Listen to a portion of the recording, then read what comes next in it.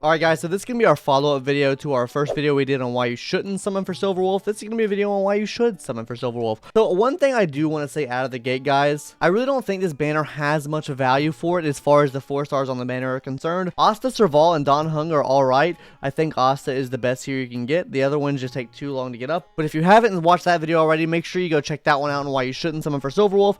Well, for now, we're just going to go ahead and talk about all of the pros for Silverwolf and the banner itself. Silverwolf's actually really good, guys. Honestly, she does a lot. Her basic attack is basically going to be targeting an enemy, and also that's going to have a chance to inflict a random bug upon the enemy. And as far as what the bug does, is it basically inflicts the enemy with a debuff. It's a random debuff upon the enemy, and we already know one of the debuffs is an attack down debuff, so yeah, that's just pretty good all around, just getting a random bug.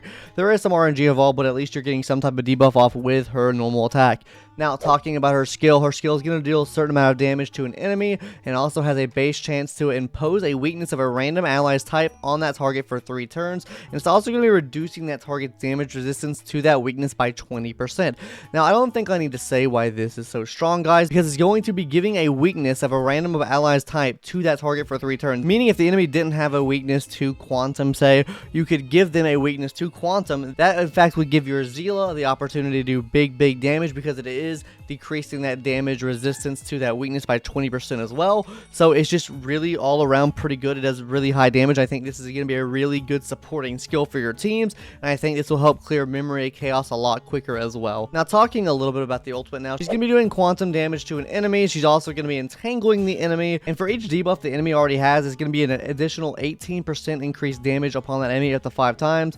When the enemy's entangled, their action is going to be delayed by 40%. At the start of the next turn, they're going to receive a quantum DOT equal to 48% or a certain percentage of Silverwolf's attack. Now, this right here I think will go pretty well with Kafka, maybe, especially like DOT teams, just having that extra DOT damage. I think dot teams are going to reign supreme whenever Kafka comes out. But yeah, I just think this is setting up for like a good Kafka build. And her technique as well is also pretty nice. It's going to immediately attack the enemy and also deplete the toughness of all enemies. It doesn't matter what they're weak to or anything like that. It's going to break their weakness, and if they get broken, if it depletes all of their toughness, they're going to become entangled. So overall, guys, I mean, this is just pretty cracked. I think just her skill kit alone is really cracked. I think she's going to be a great debuffer, a really good debuffing unit for your team, especially when taking it in against things like Memory of Chaos and stuff like that. Let's go ahead and talk about our eidolons now, though you probably won't get many of these if you are free to play. So we'll just talk about the first 2 here, because this video is not really structured towards people that are like whales and stuff like that. This is more of the free to play and light spenders. And I can't see you getting more than E2 if you're really lucky. So yeah, let's go ahead and talk about it. So our E1 is going to be extending the bug's duration, basically that debuff you get from a normal attack. Whenever the enemy's weakness is broken, Silverwolf has a 65% base chance of inflicting a random bug on the target. So, and then she'll also inflict a bug if you can break the enemy's weakness. So that's 2 bugs upon the enemy. That's extra debuffs on the enemy, which means a better time for you. E2 is going to be whenever an enemy enters battle, reduces their effect resistance by 30% for 2 turns. Now, reducing the effect resistance here is pretty good all around, because you could technically use her on a freeze team now, decrease that effect resistance, and just go kind of crazy with freezing, especially with like Japard and also Yongqing.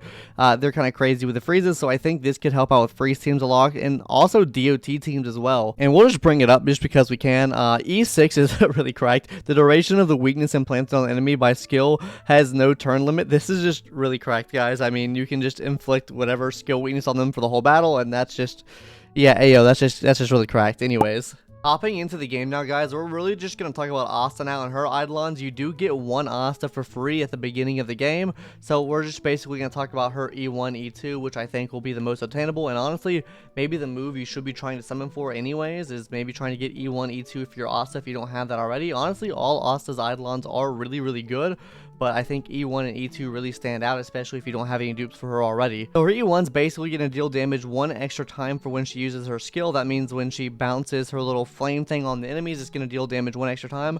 The reason why this is so good, guys, is because this will allow you to break shields on enemies a lot faster. On top of this, it's also going to allow you to build up your skill a bit more, especially if there's a lot of enemies, because there is some RNG involved in her skill where it hits random enemies. So that means with the skill activating 1 more time, you do have an increased chance of actually proccing that buff off on your team, the attack buff I mean, And then as far as E2 goes, whenever she uses her ultimate, the charging stacks will not be reduced in the next turn. Now this is really good because it allows you to save some skill points up, because if you're fighting all the enemies, right, and you need that attack buff, you can just get her attack buff off, use her ultimate, and still have that attack buff up next turn. So as far as skill point consumption, this is just going to be really good for that. Next, we'll talk about E4, which is also really good. It increases her energy regeneration rate by 15% when she has 2 or more charging stacks. Now, you will guaranteed get 2 charging stacks if you're facing an enemy with a fire weakness. So that is probably where you're going to be bringing her anyways, because why would you bring her against anything that doesn't have a fire weakness anyways? So I mean, yeah, you're always going to have basically 2 charging stacks up because you'll always be going against a fire enemy. Doesn't really make sense to bring her in anything else. Also, with Silverwolf 2, you could possibly proc off a enemy weakness to fire if you want to bring her like a mono fire team or something like that. That could be really good as well to have those charging stacks up at all times. And then finally, her E6 charging stacks lost in each turn is reduced by 1. The reason why this is really good, guys, is because potentially with this, you could have max buff up at all times. Well, maybe not every turn. She's basically going to be reducing the amount of stacks by 3 at the beginning of each turn. This will make her only reduced by 2 stacks.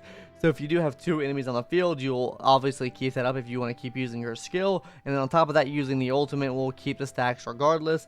So this is just really good for building up that skill usage every single turn. The E6 is, I don't think, not as strong as the other one. I think as far as like the strongest eidolons here is definitely going to be E2 and also E4.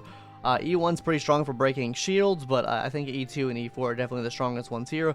And I'll be honest with you guys, I think you should probably just pull this banner to get some dupes of Asta, just because Asta is a really cracked support unit, or a really cracked harmony unit. So I mean, if anything, I think that you should be pulling on the banner just for her. So yeah, guys, as far as like my final thoughts go on the Silverwolf banner, I don't think it's a must summon. I mean, I think it might be good to get a few copies of Asta, but like I said in the last video, Danny and also Serval need really high eidolons to actually make them like really good. So it's just hard for me to say for like a free-to-play or light spender to summon on this banner, knowing you need that. Now, if you already have like your eidolons already up, built pretty high on both of those characters, then maybe go for it. And on Dan Heng, you would need to aim for at least an E4. I think that's his best eidolon here. But outside of that, guys, I really don't think it's worth. I think you should probably just save your gems. But yeah, that's my thoughts on this. Anyways, guys, tell me what your thoughts are in the comments below. I'll also be having build guides come out for all of these characters, that being Asta. I already have one on the channel for Serval, and then also Danny as well. So yeah, make sure you subscribe to the channel to get those videos when they come out. Anyways, guys, that's gonna do it for today's video. Hope everyone enjoyed, and I'll see you in the next one. Later. Bye.